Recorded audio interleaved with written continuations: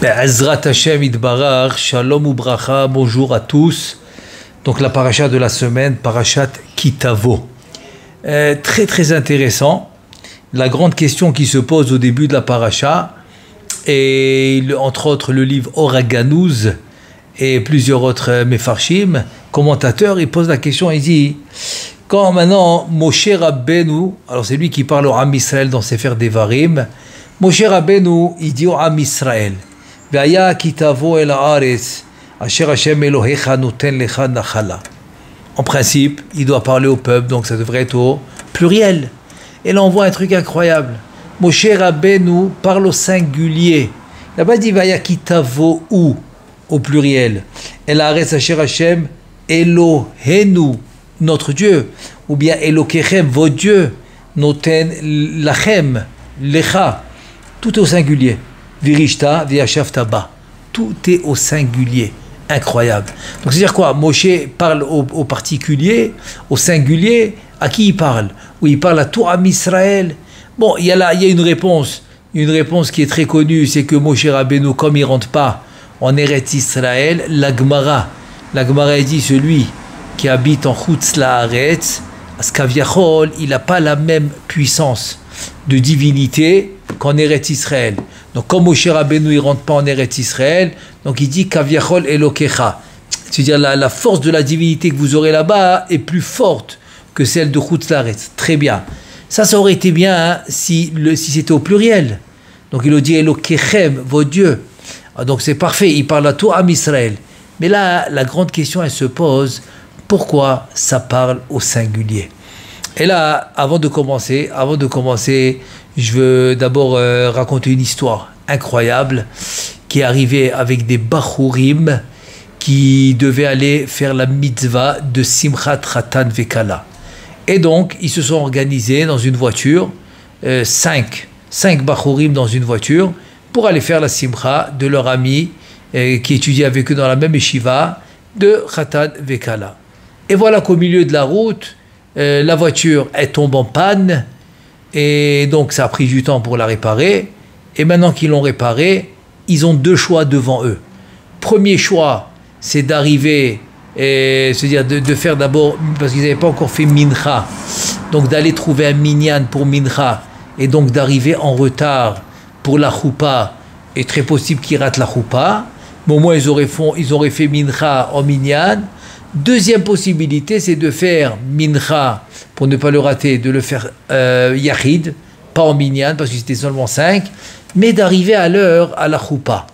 Bon, question difficile à trancher entre Bachurim, ils appellent le Rosh Yeshiva. Ils appellent le Rosh Yeshiva, qui devait marier le Chatan Vekala.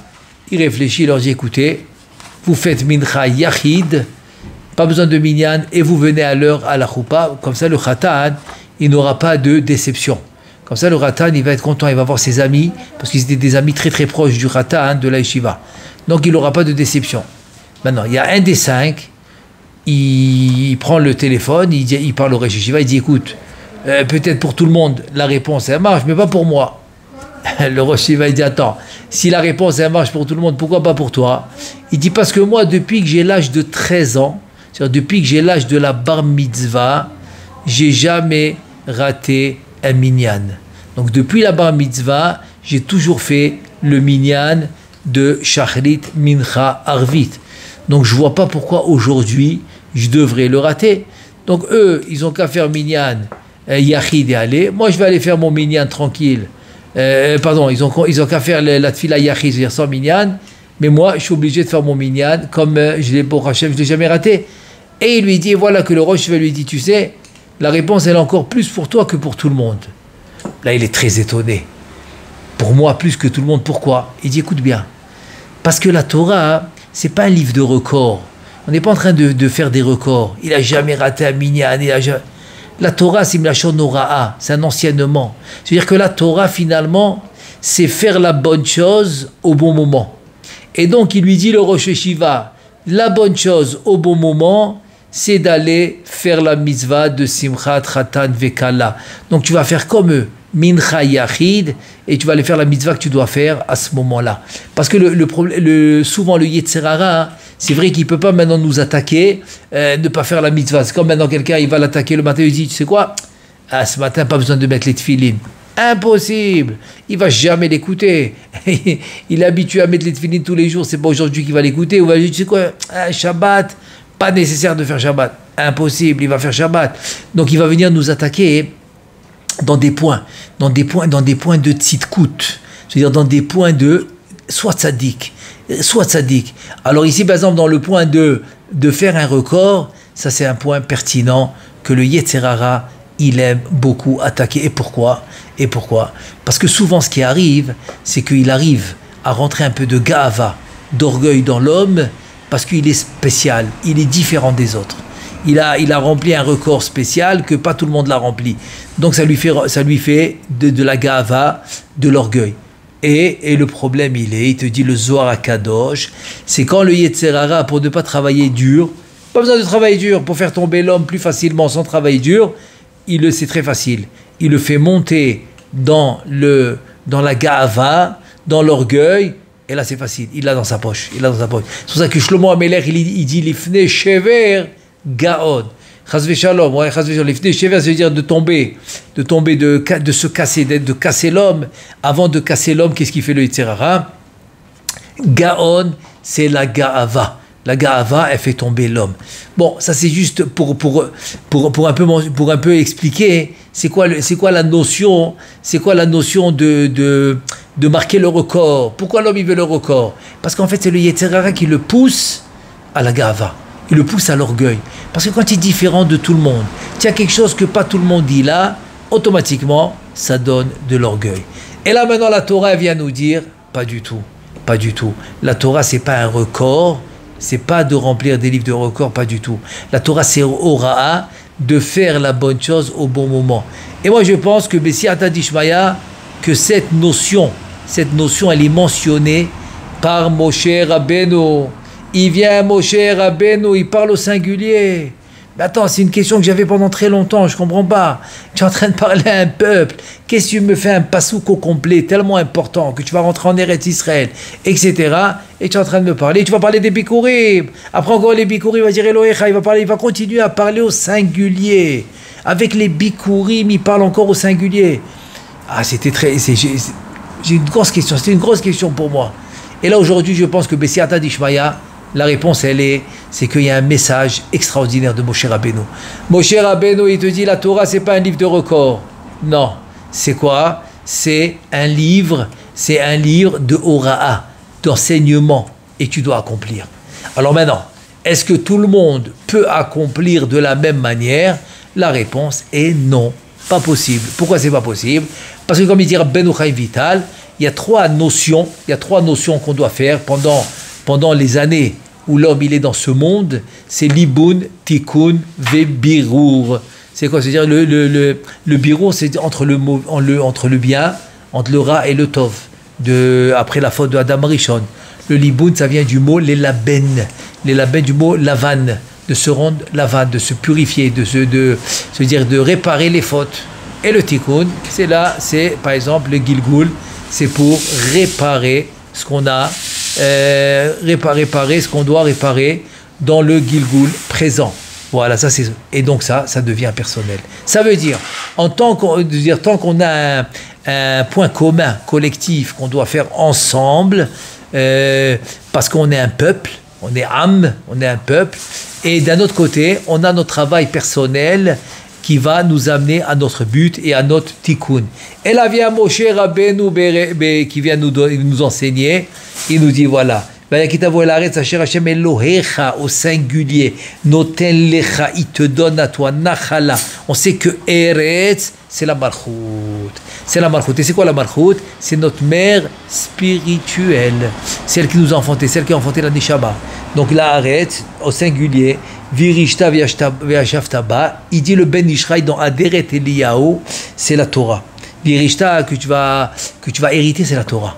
c'est la Torah que tu dois étudier, parce que c'est ça qui va réparer. Kucha berichu shrinte. De la même manière que les mitzvot, on dit liachada kucha berichu shrinte, on veut unir Akadosh Baruch Hu avec la malchut, donc aussi dans la Torah. C'est pas seulement aussi dans la Torah, encore plus dans la Torah.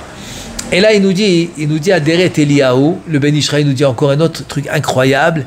Il dit la fin de la paracha de Kitetse, c'était le Mechiat Amalek, d'effacer le nom de Amalek, Enakise Shalem, Et Hashem Shalem.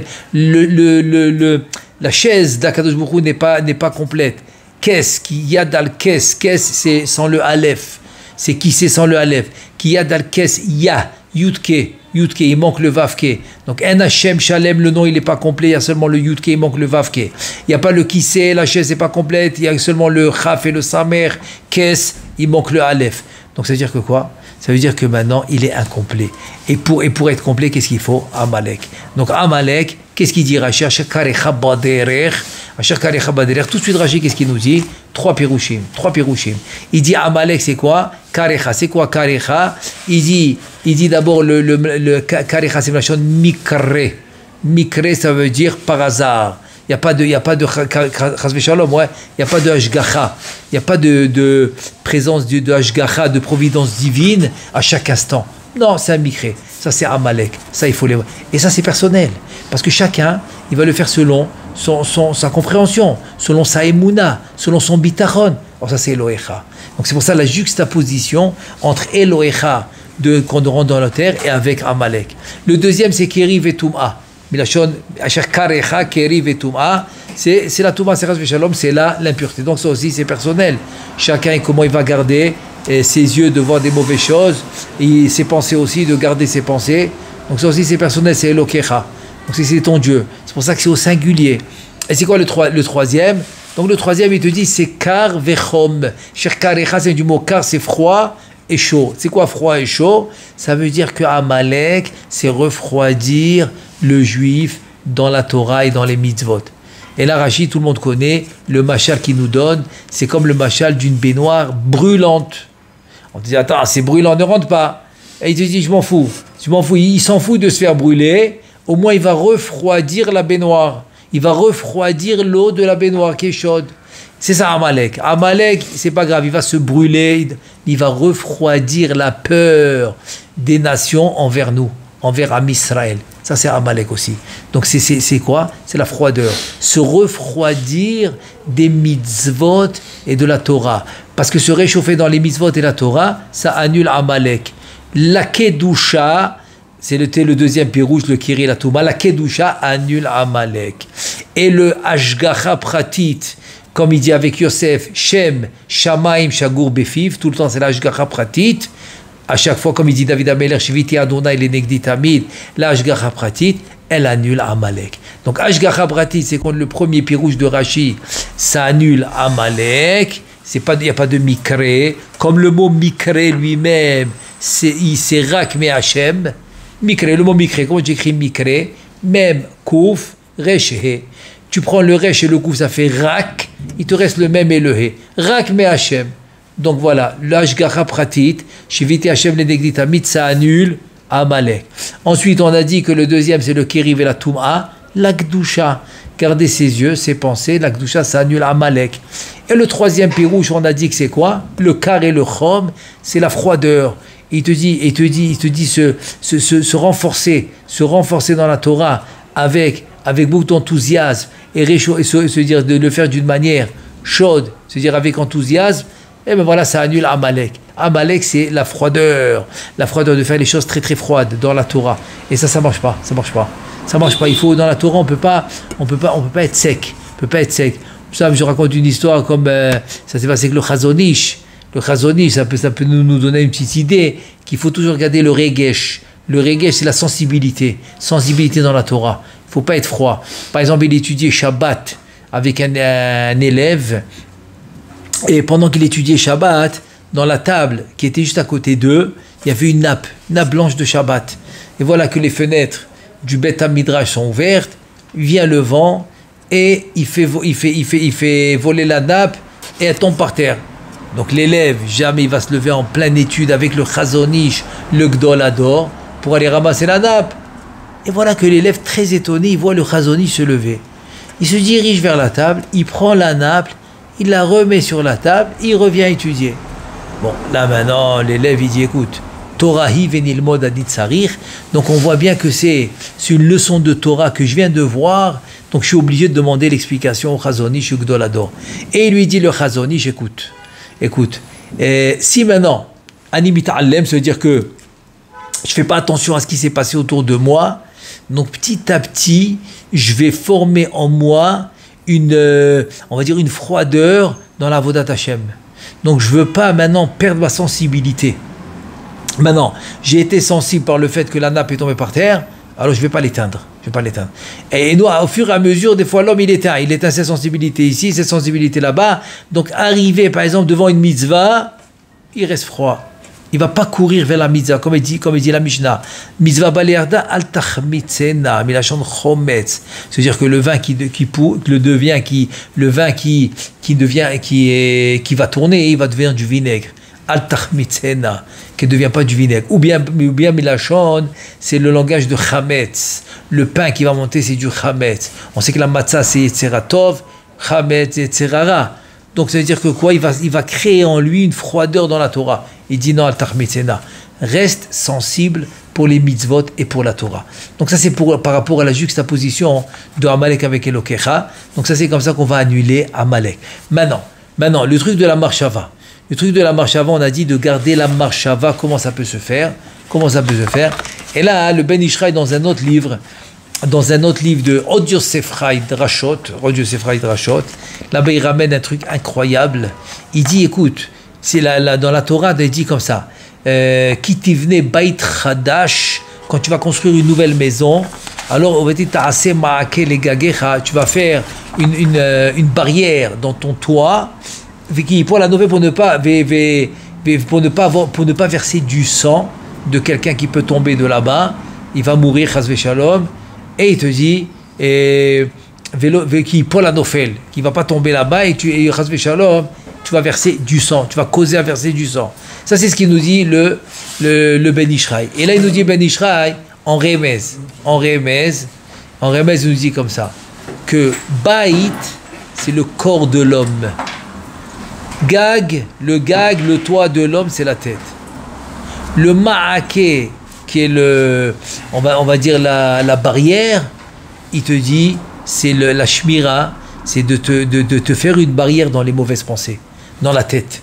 Tu verras maintenant une barrière dans ton toit, une barrière autour de ta tête, pour garder tes bonnes pensées. Il te dit, si tu fais ça, le yelchat damim, c'est quoi damim? Damim, c'est le sang.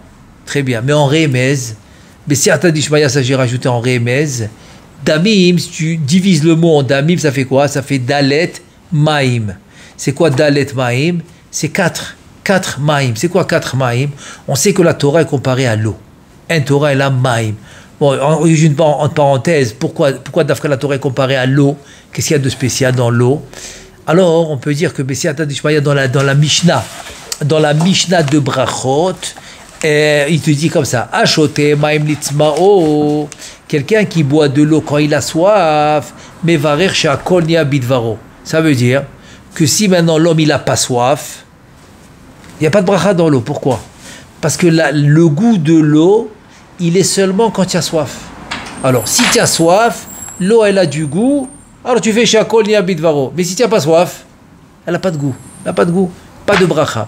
Comme ça dit la Mishnah, et c'est la halakha dans Ilchot Brachot. Shulchan Aruch, il ramène comme ça aussi pour l'eau. Donc quand tu prends un médicament et que tu n'as pas soif du tout, tu bois l'eau sans bracha. Seulement quand tu as soif, tu peux faire la bracha dans l'eau. Maintenant, dans les liquides avec du goût, avec du sucre, bien sûr, il y a du goût. Même si tu n'as pas soif, il y a du goût. Donc tu fais la bracha à cause du goût. Mais dans l'eau, non, il faut avoir soif. Donc pourquoi elle est comparée à la Torah? La Torah, elle a du goût quand tu as soif. Voilà. Très sympa, très belle explication. Si tu n'as pas soif, la Torah n'a pas de goût.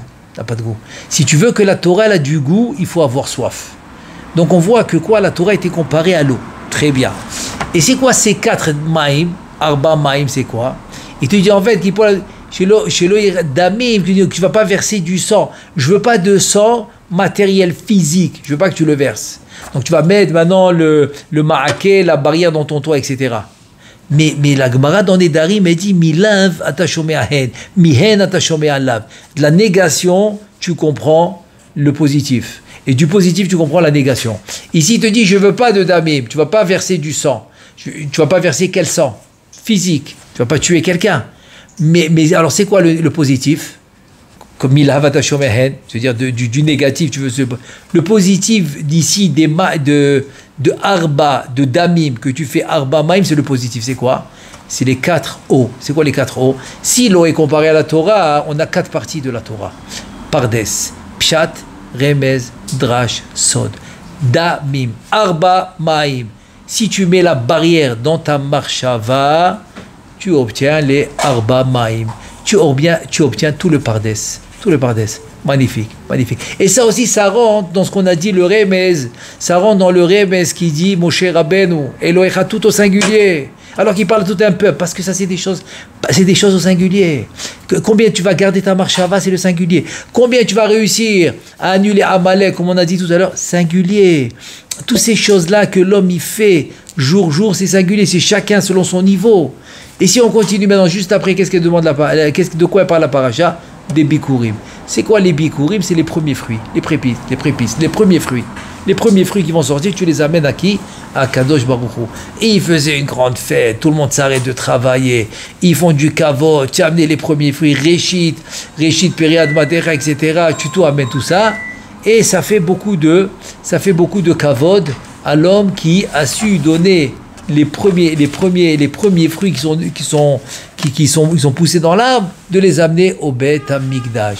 Il dit maintenant qu'on n'a pas, par exemple, la mitzvah des bikurim, on a la mitzvah de donner le meilleur de nous pour Akadosh Baruch Hu.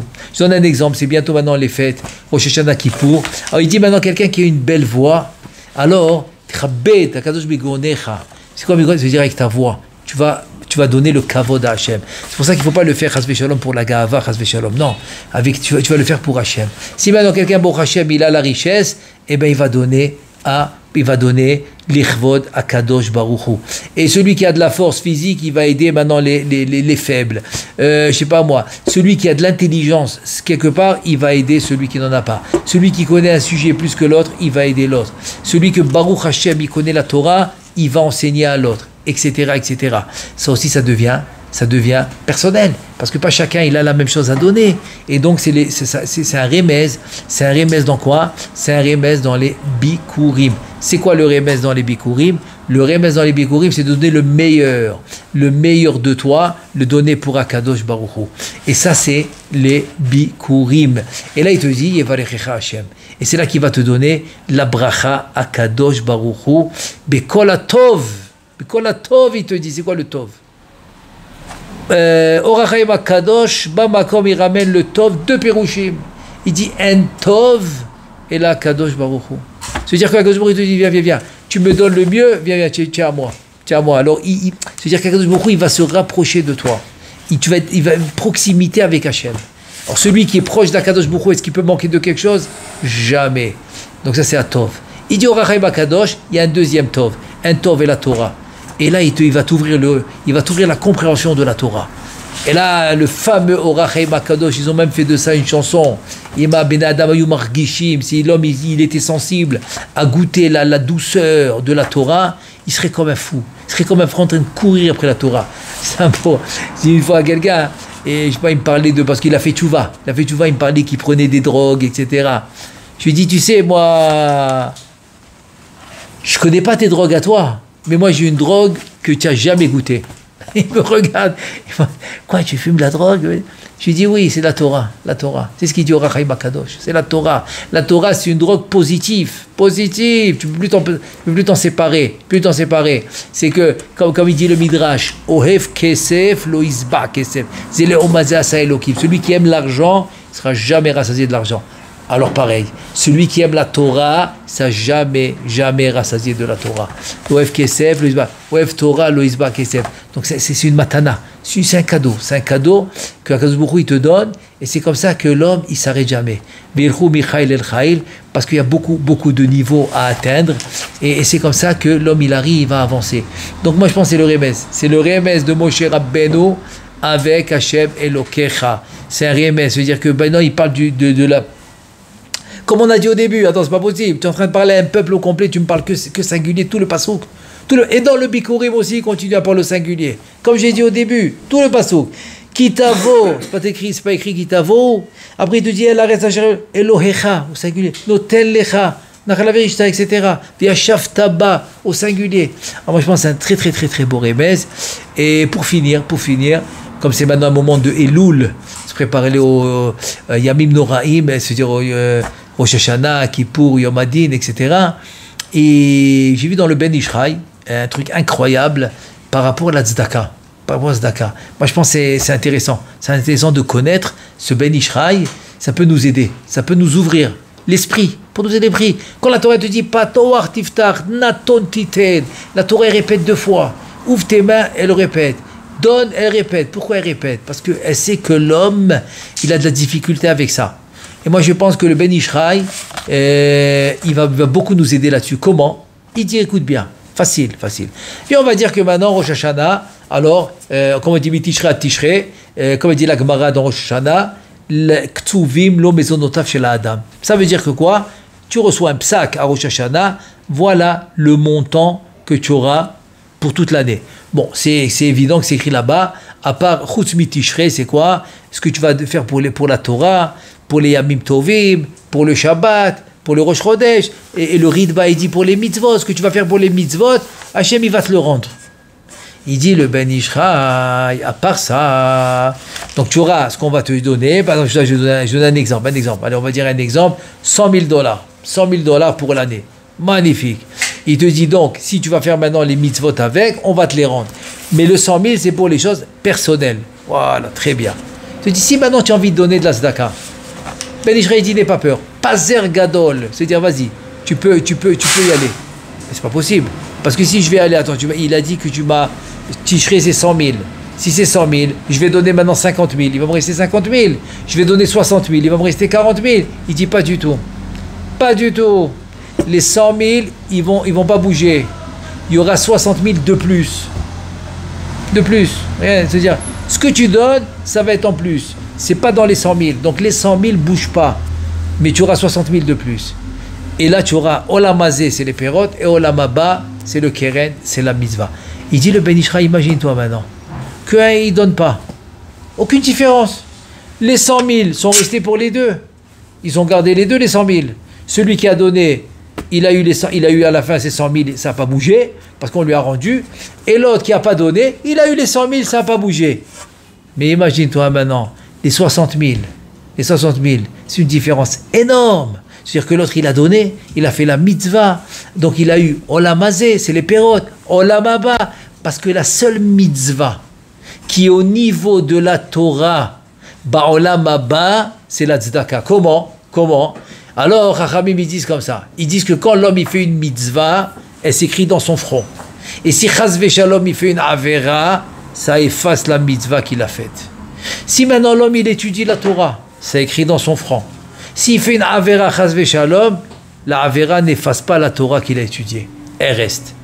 Il dit la mitzvah de la tzedaka, c'est comme la Torah. S'il a fait une mitzvah de la tzedaka, et après chas v'shalom, il a fait une avera, la avera n'efface pas la mitzvah de la tzedaka. Donc la mitzvah de la tzedaka, au même niveau que la Torah, elle ne s'efface pas. Donc c'est pour ça qu'il te dit ici, tu as gagné un truc incroyable, que l'autre il n'a pas gagné. Même si dans les comptes physiques, mathématiques, c'est resté les mêmes. Là, il a eu 100 000, il a eu 100 000. Mais les 60 qu'il a perdu, c'est énorme. Parce que c'est Olamazé et Olamaba. Alors moi, je pense que c'est un remède incroyable. En Bezrat Hashem, qu'Hashem nous aide à arriver à notre but. Et Bezrat Hashem, bonne année. Ktiva v'chatima tova. Amen ve'amen.